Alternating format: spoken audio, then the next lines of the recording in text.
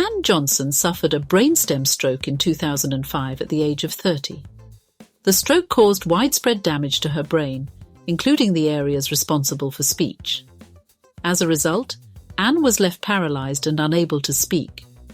She communicated using a slow speech synthesizer, but she longed to be able to speak again. In 2023, Anne underwent surgery to have a brain implant placed in her speech areas. The implant was a grid of 253 electrodes that were implanted into her cortex, the outer layer of the brain.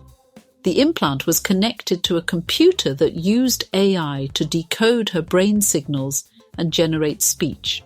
After several months of training, Anne was able to speak using the implant.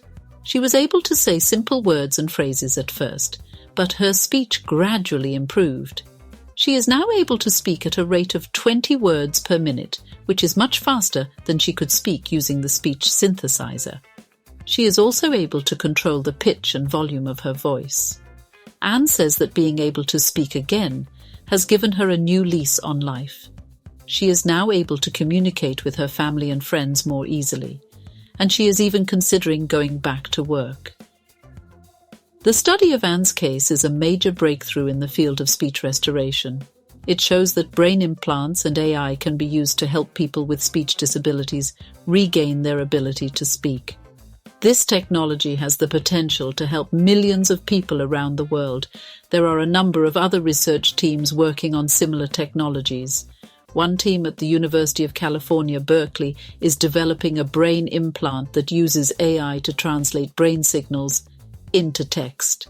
Another team at Stanford University is developing a brain implant that uses AI to control a robotic arm.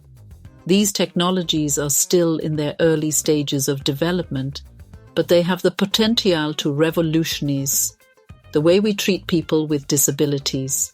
In the future, brain implants and AI could be used to help people with a variety of disabilities, including paralysis, blindness, and hearing loss.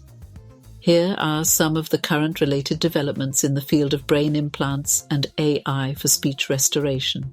A team of researchers from the University of California, San Francisco, published a study in the journal Nature Medicine that showed that a brain implant and AI could be used to help people with paralysis speak.